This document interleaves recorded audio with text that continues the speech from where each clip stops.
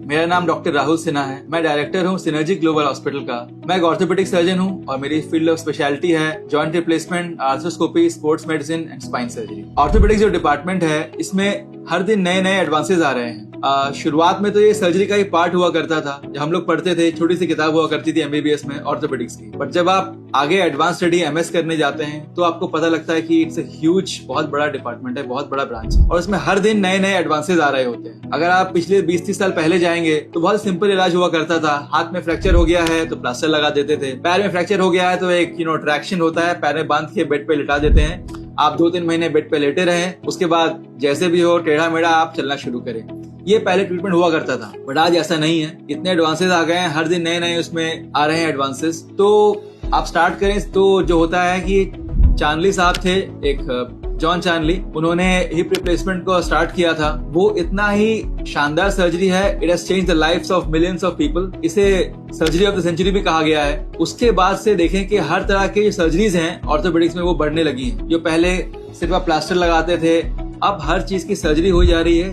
क्यों?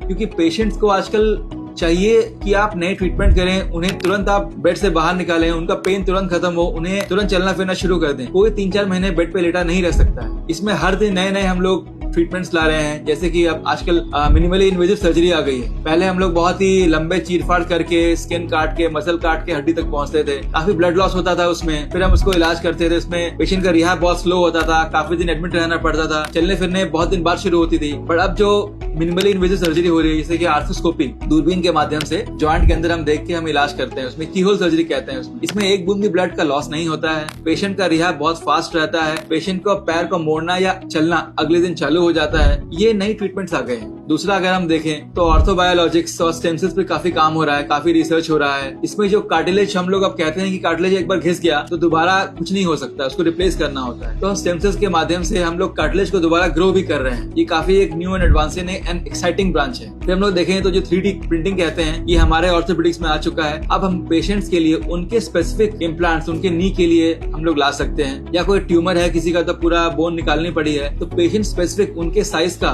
Custom made हम 3D print करके वो इम्प्लांट्स हम लोग बनाते हैं और लगाते हैं। फिर हम लोग और बात करें नए एडवांसेस के बारे में, तो एक नई टेक्निक है ऑटोकार्ड, जो पहले नहीं थी, जो हम भी उसे अब सीखे हैं। उसको हम लोग ऑर्थोपेडिक सर्जन सब उसको सीख रहे हैं। ऑटोकार्ड में ये होता है कि जो कार्टिलेज आपको घिस जाता है, बहुत सारे स्पोर्ट्स पर्सन होते हैं हमारे पास, ओपीडी में बहुत सारे आते हैं पेशेंट्स, उनका एक कार्टिलेज में ऑस्टियोकॉन्ड्राइल डिफेक्ट आ जाता है। तो उसमें हम उन्हीं के कार्टिलेज बगल से लेकर एक फिब्रिन ग्लू और पीआरपी मिला के हम लोग ट्रांसप्लांट कर देते हैं, ताकि उनका इमीडिएट उनकी रिकवरी हो सके। तो ऑल दीज जो नए ब्रांचेस आ रहे हैं, नए एडवांसेस आ रहे हैं, इससे हम लोगों का एम है कि पेशेंट को जल्दी से जल्दी पेन फ्री करा के उन्हें बैक टू देयर फीट हम लोग कराएं।